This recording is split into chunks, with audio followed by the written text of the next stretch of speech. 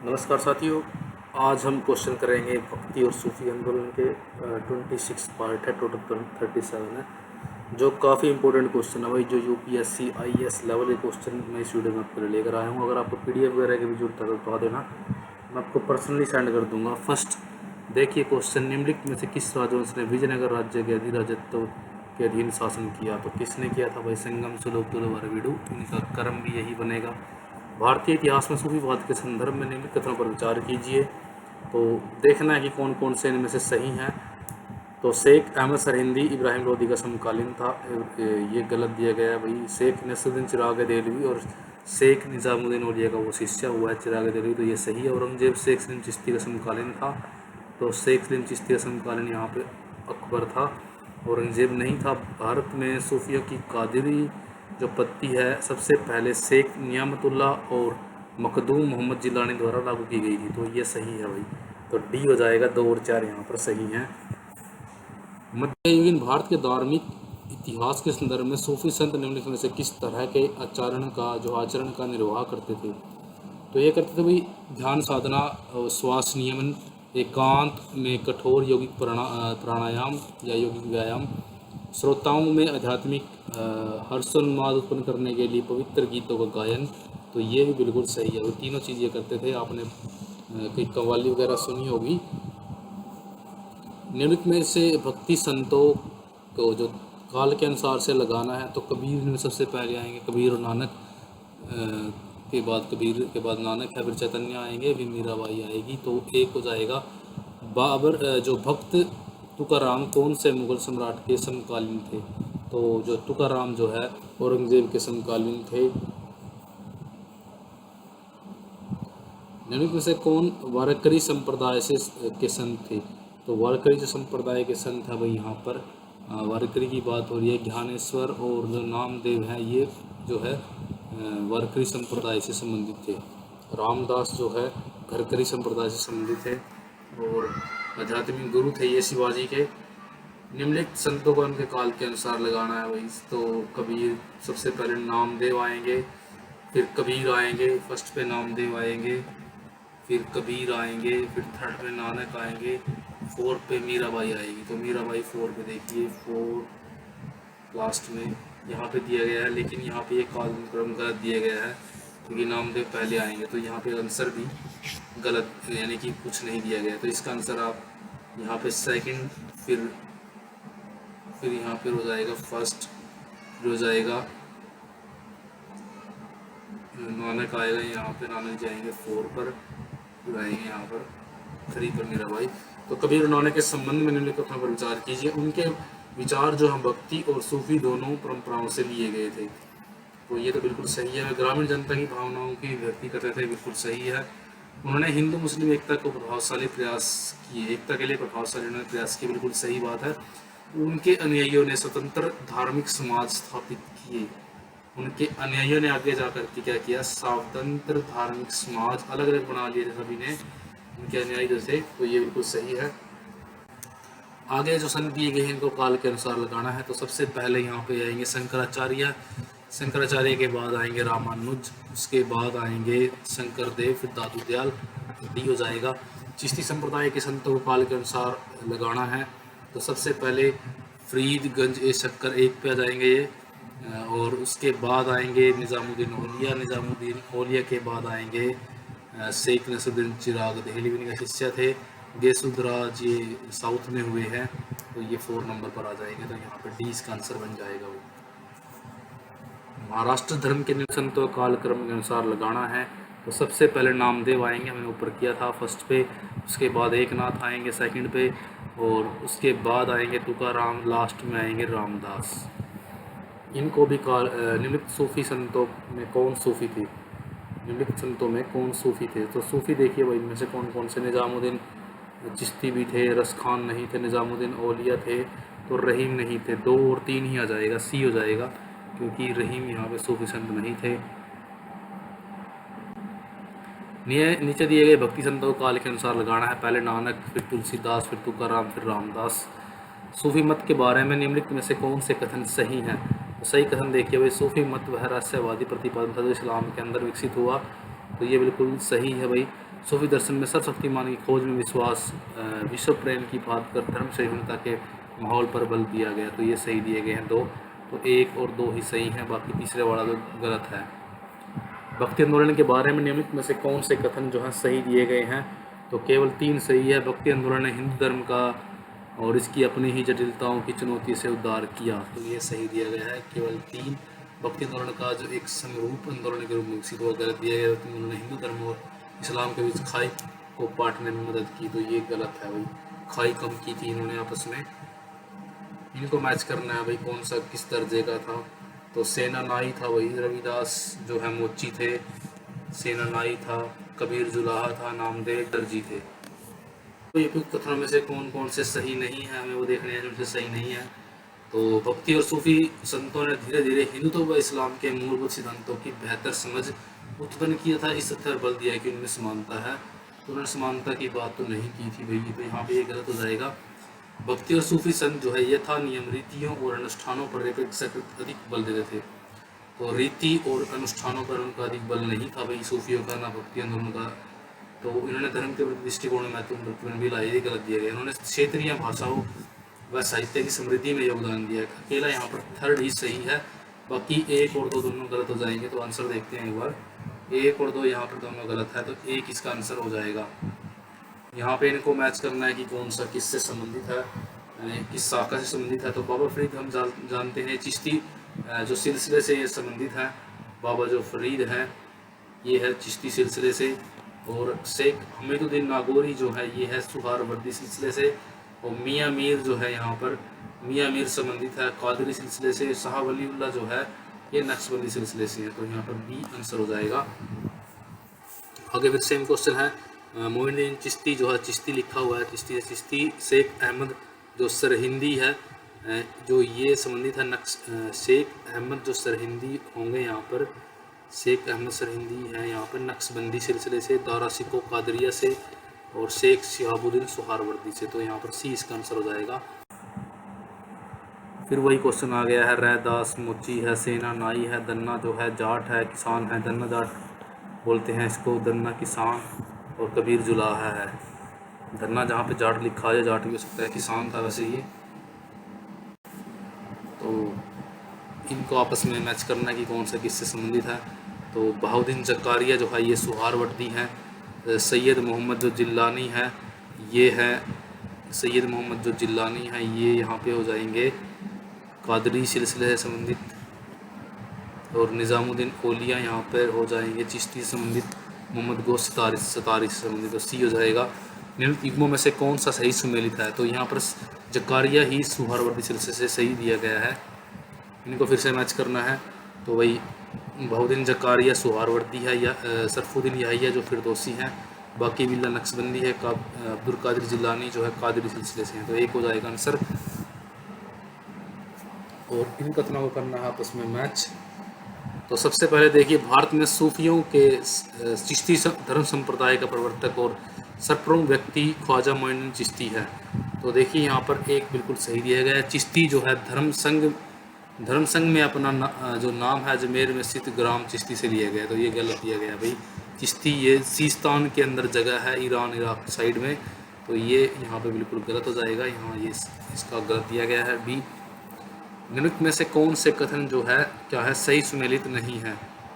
तो संतों का जन्म स्थल और चैतन्य वृंदावन से संबंधित नहीं है भाई। ये पश्चिम बंगाल या बंगाल एरिया में इनका जन्म हुआ था। तो ये गलत है। ज्ञानेश्वर कालिंदी में ही है, तुकाराम देहू में जन्मे थे, माधवाचार्य उडुपी के अंदर ही जन्मे थे। प्रसिद्ध कवि अमीर खुसरो किस सूफी संत के अनुगामी थे? तो ये शेख निजामुद्दीन औलिया के थे। निम्नलिखित कथनों पर विचार कीजिए और दिए गए उत्तर का कथन का चयन कीजिए। चिश्ती संप्रदाय के सूफी संत अपने को राजाओं, कुलीनों एवं धनवानों से संबंधित नहीं रखते थे। बिल्कुल सही है भाई। ये धनवान राजाओं से नहीं मिलते थे। औलिया ने देखा होगा, औलिया बोलता है कि अगर राजा या कोई उससे मिलने कुलीन आएगा तो मेरे घर में 2 दरवाजे हैं, कहने का मतलब वो आगे के दरवाजे से बंदा आएगा तो मैं पीछे से निकल जाऊंगा। तो ये विश्वास नहीं करते थे, राज्य से संबंध नहीं रखते थे, वे धन एवं शक्ति से घृणा करते थे, धनवानों को तुच्छ समझते थे। ये बिल्कुल सही है भाई। तो ए हो जाएगा। व्याख्या बिल्कुल डिट्टो सही दी गई है। मोइनुद्दीन चिश्ती जो है शिष्य थे, किसके शिष्य थे? तो ये ख्वाजा उस्मान हारून के शिष्य थे। ये इंपॉर्टेंट है भाई, ख्वाजा उस्मान हारून, ये क्वेश्चन पूछा जा चुका है। निम्नलिखित सूफी संतों में से कौन एक सर्वप्रथम अजमेर में बसे थे? ये मोइनुद्दीन चिश्ती बसे थे। निम्नलिखित में से कौन सूफीवाद की चिश्ती शाखा का संस्थापक था? तो ये ख्वाजा अबुल अब्दाल था। भारत में चिश्ती सूफी मत को स्थापित किया था, किसने किया था? ये ख्वाजा मोइनुद्दीन ने किया था।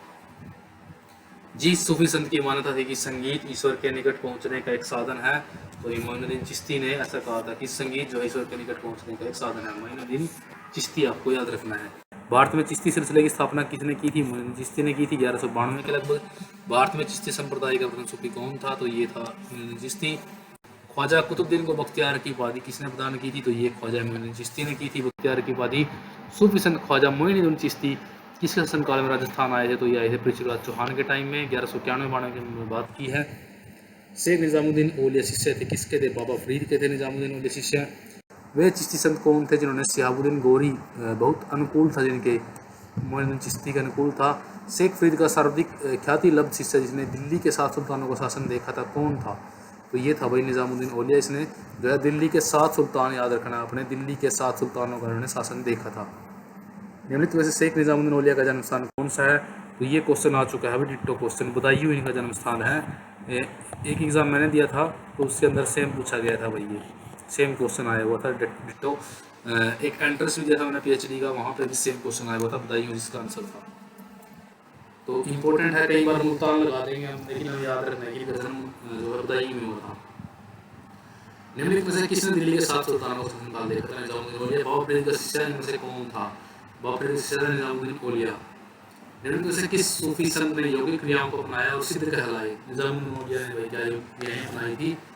निजामुद्दीन औलिया किस सूफी संप्रदाय से संबंधित है? तो ये चिश्ती से हैं। निजामुद्दीन औलिया और नसीरुद्दीन चिराग क्या थे? ये चिश्ती संत के सूफी थे।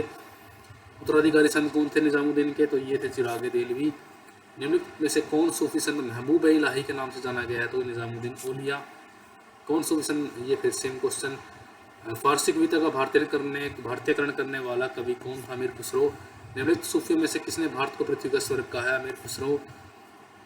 फारसी के कवियों में कौन भारत का सादी कहलाता है? इंपॉर्टेंट है भाई, अमीर हसन को जो है फारसी कवियों के अंदर से भारत का सादी बोलते हैं। इंपॉर्टेंट क्वेश्चन, इंपॉर्टेंट बिल्कुल। निम्नलिखित से कौन है भक्ति आंदोलन से नहीं जुड़ा?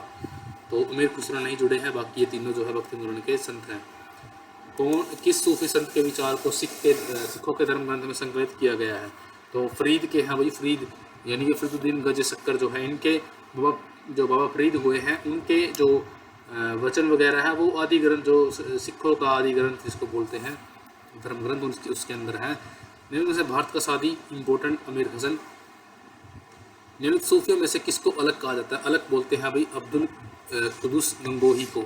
सेम क्वेश्चन यूजीसी नेट में एक बार मैंने फेस किया है भाई, ये क्वेश्चन यूजीसी नेट के अंदर आया हुआ था, शायद 2019 के एग्जाम में ये आया हुआ है। 2019 के एग्जाम में ये सेम क्वेश्चन आया हुआ है भाई, डिट्टो याद रखना आपको, अलग वाला क्वेश्चन है ये। निम्नलिखित में से कौन चिश्ती सिलसिले से संबंधित नहीं है? शेख अब्दुल जिलानी जो है ये चिश्ती सिलसिले से संबंधित नहीं है, सुहारवर्दी होंगे शायद ये। शेख सलीम चिश्ती की समाधि कहाँ पर है? तो शेख सलीम चिश्ती की समाधि है फतेहपुर सीकरी के अंदर, और ये अकबर के समकालीन थे। निम्नलिखित में शेख उल हिंद की उपाधि किसे प्रदान की गई थी? तो ये शेख सलीम चिश्ती जो है शेख उल हिंद की उपाधि इनको मिली थी, शेख सलीम चिश्ती को। सूफियों के किस संप्रदाय के सिलसिले में शेख बहाउद्दीन जकारिया संबंध थे? ये सुहरावर्दी से संबंधित था। अभी ऊपर भी क्वेश्चन आया था, जिलानी था ये तो। किस चिश्ती संत ने गुलबर्गा में चिश्ती सिलसिले की स्थापना की थी? तो ये की थी भाई गैसुदराज ने, गुलबर्गा के अंदर चिश्ती सिलसिले की स्थापना की थी, साउथ के अंदर। सूफियों के किस सिलसिले से शेख बहाउद्दीन जकारिया संबंध रखते हैं? तो ये सुहरावर्दी से। निम्न में से कौन सा एक सूफी संत जो है सुहरावर्दी सिलसिले से संबंधित था?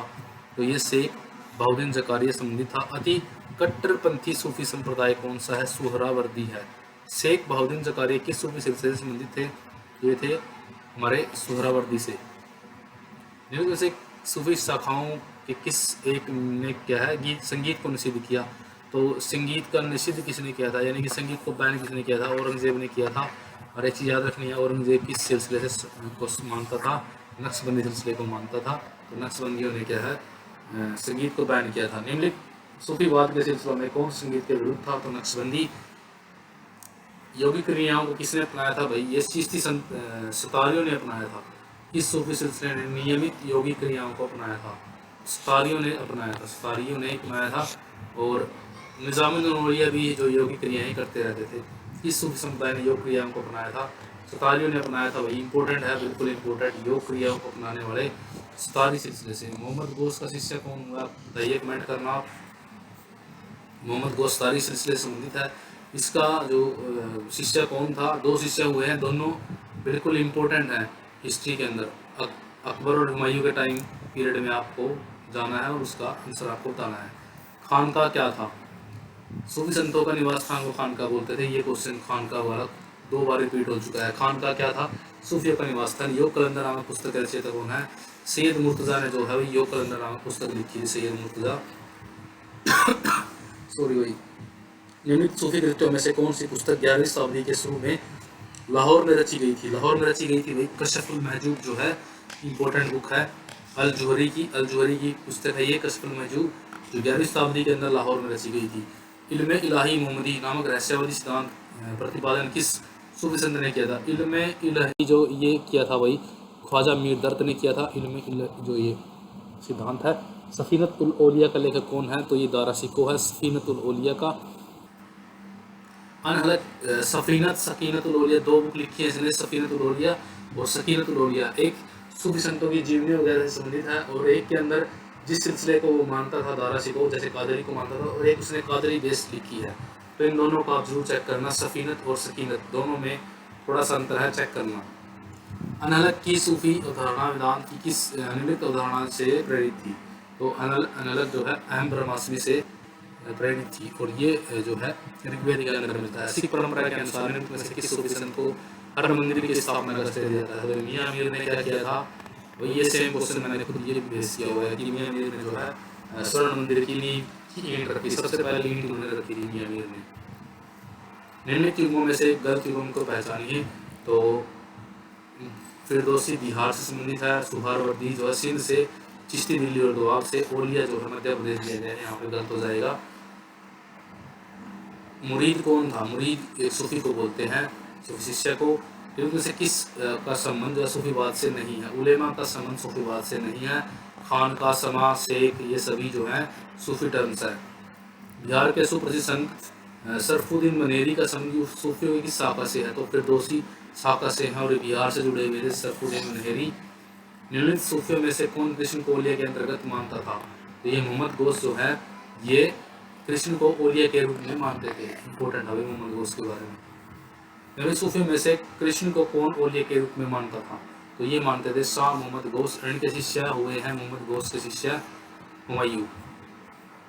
ऊपर हमने पूछा था आपसे। सतारी सिलसिला के प्रसिद्ध सूफी संत मोहम्मद गौस शेख अब्दुल्ला के शिष्य थे। वे हुमायूं के समकालीन थे। देखिए कुछ इसमें बता दिया गया है। इनका हुमायूं से काफ़ी सम्मान करता था हुमायूं, और काली कुतुब के उपनाम से ये प्रसिद्ध थे। मोहम्मद गौस अध्ययनशील प्रवृत्ति के थे और कृष्ण को औलिया के रूप में स्वीकार किया है। और ईस्वी में इन्होंने ग्वालियर में इनका निधन हुआ, और जहाँ आज भी इनकी मज़ार अवस्थित है, इनके उत्तराधिकारी शाह वजीउद्दीन थे, जो सतारी सिलसिले के अंतिम संत भी थे। तो इम्पोर्टेंट क्वेश्चन था ये शाह मोहम्मद गौस के बारे में। कौन जो है क्वेश्चन था, कौन भारतीय संत जिन्हें मुजाहिद कहलाता था? मुजाहिद है शेख अहमद सरहिंदी को जो है मुजाहिद बोलते हैं, मुजाहिद। निम्नलिखित सूफियों में से कौन मुजदीद अथवा सुधारक के रूप में जाना जाता है? शेख अहमद सरहिंदी। और ये हुए हैं अकबर के समकालीन। बीजक किसके वचनों का संग्रह है? ये कबीर के है। कबीर शिष्य थे रामानंद के। बीजक की रचना की थी कबीर ने। बीजक का रचयिता कौन है? कबीर। भक्ति रस कवित्री मीराबाई थी। ये राजपूत कुलीन नारी थी जिन्होंने, ये तो गलत दिया गया है यहाँ पे, इनका विवाह तो हुआ था। ये राजपूत शासक की पत्नी थी, तो डी हो जाएगा। मीराबाई समकालीन थी चैतन्य महाप्रभु के। चैतन्य ने भक्ति आंदोलन में जो शिष्टा जोड़ी वह क्या थी? उन्होंने कीर्तन जोड़ा था, वजह से कीर्तन होता है। राग गोविंद के रचनाकार कौन है? मीराबाई। उन्होंने राग गोविंद लिखा। निम्न संतों में से किसके में विष्णु का अवतार मानते थे? तो चैतन्य के जो अनुयायी है चैतन्य को विष्णु का अवतार मानते थे। राधा एवं कृष्ण की भक्ति को लोकप्रिय बनाने वाले वैष्णव संत कौन है? चैतन्य है। कृष्ण के जीवनी पर प्रेम वाटिका की रचना किसने की थी? रस खान ने की थी। किस भक्ति संत ने शिष्यों के किस भक्ति संत के शिष्यों के प्रयास से वृंदावन तीर्थस्थल बन गया? चैतन्य अनेक शिष्यों ने जो है वृंदावन का जो है भक्ति स्थल के रूप में उभार दिया था। कौन सा स्थान गुरु नानक का जन्म स्थल है? तलवंडी या ननकाना। निम्न में से कौन महानुभाव संप्रदाय का संस्थापक था? महानुभाव संप्रदाय का संस्थापक चक्रधर है भाई, और ये क्वेश्चन कई बार आ चुका है। गुरु नानक ने अपना जो है उत्तराधिकारी किसे नियुक्त किया? तो ये गुरु अंगद को किया था। इन्होंने लिपि का विकास किया है। हजूर साहब गुरुद्वारा किसकी याद में बनाया? तो ये गुरु नानक देव की याद में बना है हजूर साहब गुरुद्वारा। निम्न में से किस भक्ति संत ने अपने संदेश के प्रचार के सबसे पहले हिंदी का प्रयोग किया? तो रामानंद ने किया था। निम्न में से अपने उद्देश्यों में समाज एवं परिवार के लिए महिलाओं के महत्व को पहचाना? तो ये पहचाना था गुरु नानक देव जी ने। मध्यकालीन भारत के निर्मित संत का जन्म प्रयाग में हुआ। तो प्रयाग में हुआ था रामानंद का जन्म। कोई व्यक्ति किसी व्यक्ति से उसका धर्म संप्रदाय जाति नहीं पूछे, यह कथन किसका है? यह रामानंद का है। जात पात ना पूछो कोई, इस टाइप से उनका उक्ति है। यह कथन किसका है? ईश्वर मनुष्य के गुणों को देखता है, उसकी जाति को नहीं। दूसरे संसार में कोई जाति नहीं है। तो ये रामानंद का कथन है। रैदास सेना और कबीर किसके अनुयायी थे? तो ये रामानंद के थे। निम्न में से किसने संन्यास नहीं लिया? तो संन्यास नहीं लिया वही वल्लभाचार्य और नानक ने संन्यास नहीं लिया। ईश्वर केवल मनुष्य के सद्गुणों को पहचानता है, उसकी जाति नहीं पूछता। आगामी दुनिया में कोई जाति नहीं होगी, ये नानक का कथन है। सेम क्वेश्चन ऊपर भी आया है, लेकिन उसका आंसर को छोड़ दिया गया है। अगर से मनुष्य के गुणों को देखता है, उसकी जाति को नहीं, दूसरे संसार में कोई जाति नहीं है। तो यहाँ पे गुरु नानक कर लीजिए, वो यहाँ पे गलत दिया गया है, डी।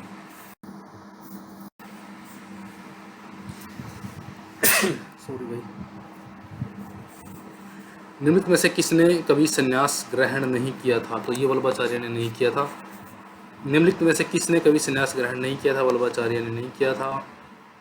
निम्नलिखित में से पुष्टि मार्ग के आचार्य कौन थे? पुष्टि मार्ग के जो आचार्य थे भाई ये वल्लभाचार्य थे। पुष्टि मार्ग के दर्शन का प्रारंभ किसने किया? तो ये वल्लभाचार्य ने किया पुष्टि मार्ग।